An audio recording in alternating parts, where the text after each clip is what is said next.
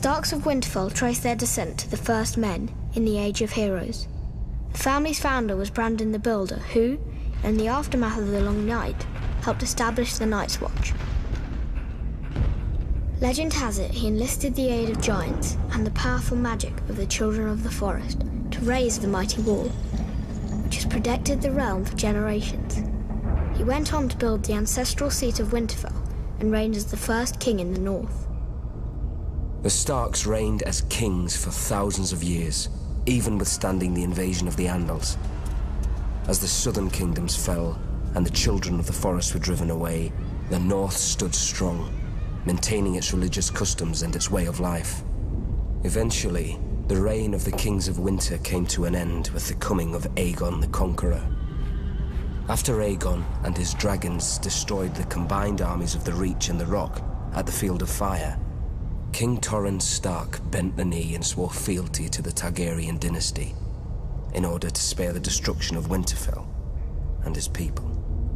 He was forever after known as the King Who Knelt. As a reward for his submission, Aegon named Torrhen Lord of Winterfell and Warden of the North. The Starks take great pride in their history and traditions. It is one of the few noble houses that still keeps the old gods. A sacred weirwood tree looms large in Winterfell's Godswood. Its ancestral sword, Ice, was forged in ancient Valyria and has been passed down through the generations. House Stark remains steadfast in its support of the Night's Watch, even as the once illustrious order has fallen on hard times. Much like their sigil, the Grey Direwolf, House Stark is the stuff of legend in the north and throughout the Seven Kingdoms. And their family words, "Winter is coming," serve as a reminder of their beginnings in the wake of the Long Night and a grim portent of things to come.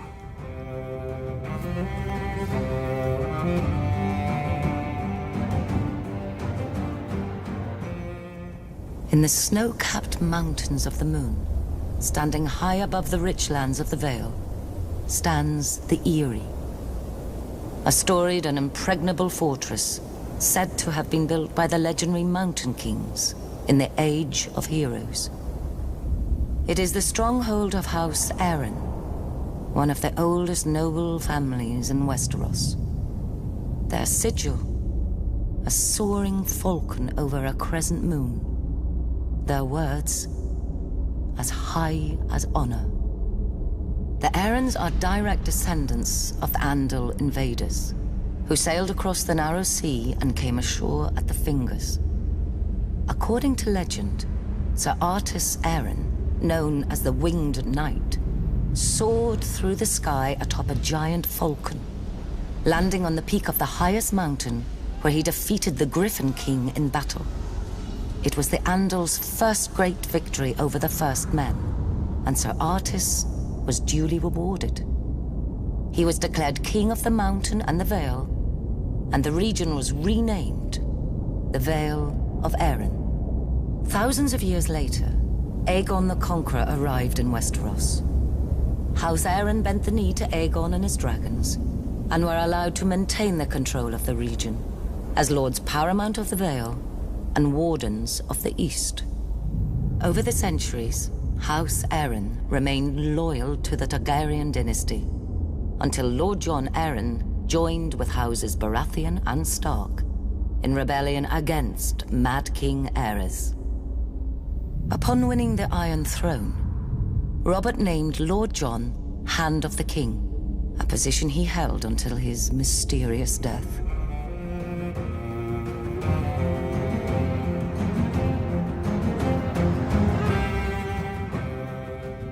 Ours is the fury. These are the words of the Black Stag of Baratheon.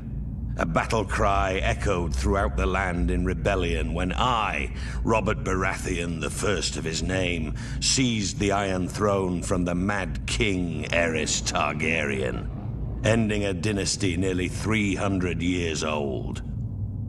House Baratheon was born in the Wars of Conquest, when Aegon the Dragon invaded Westeros. Aegon sent his commander, Orys Baratheon, to take Storm's End. Argilac the Arrogant, the last of the Storm Kings, foolishly left the safety of his stronghold and met the Baratheon warlord in open battle. Argilac was soundly defeated, and Orys took his lands, his holdings, and his daughter. Orys was said to be a half-brother to Aegon Targaryen. If this were true, a little blood of the dragon mingled with that of the stag in those days. The seat of House Baratheon is Storm's End, a legendary keep raised in the Age of Heroes. It overlooks Shipbreaker's Bay, where legend has it that Durin, the first Storm King, raised the keep with the aid of Bran the Builder of House Stark, forging a centuries-long connection with the Stormlands and the North. After Aegon's conquest of the Seven Kingdoms, the Baratheons remained loyal enough to the crown while Targaryen kings came and went. But loyalty has its limits. When Rhaegar Targaryen, Aerys' vile son and heir, abducted Lyanna Stark, my betrothed, my beloved, it was time to act. We raised our banners, Baratheon, Stark, Jon Arryn, and the Tullys, united in rebellion against Rhaegar and his father, the Mad King. We were victorious and took the Iron Throne. That bit of dragon blood in my veins came in well, as it made me a distant relation to the Targaryen dynasty blood of my long-lost ancestor, Orys. The truth of it is, I took it. I sit on the Iron Throne. I rule the Seven Kingdoms from the Red Keep.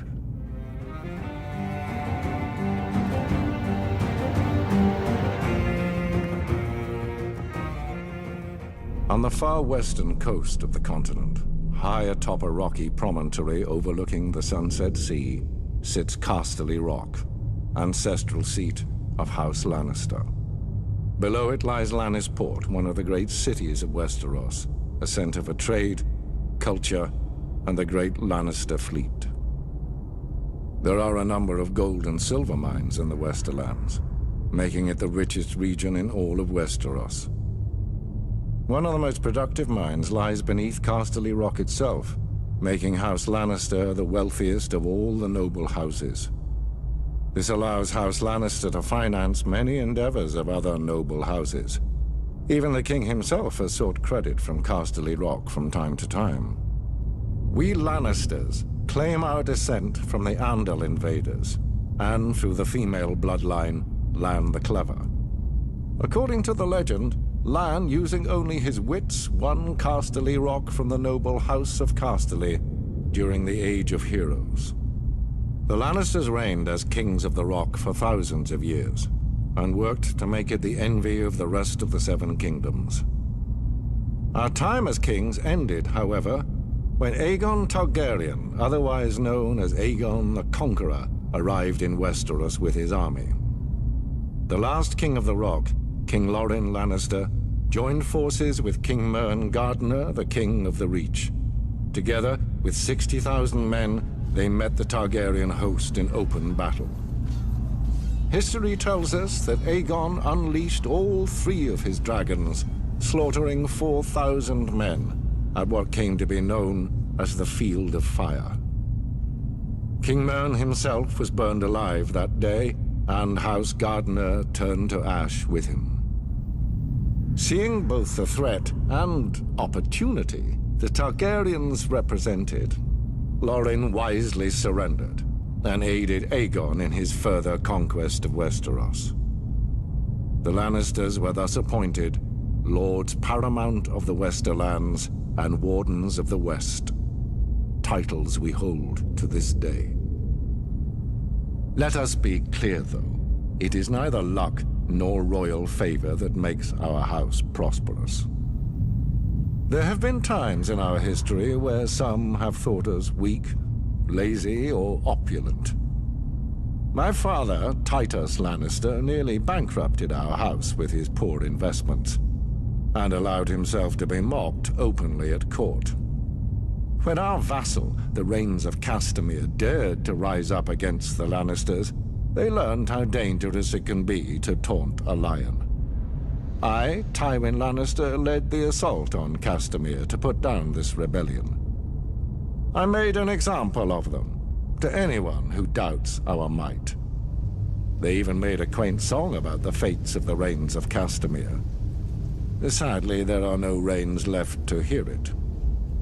Today, the Golden Lion of Lannister is rightly admired and feared throughout the Seven Kingdoms. Our words are, "Hear me roar." But there are other words that should be remembered when crossing a Lion of Casterly Rock. A Lannister always pays his debts.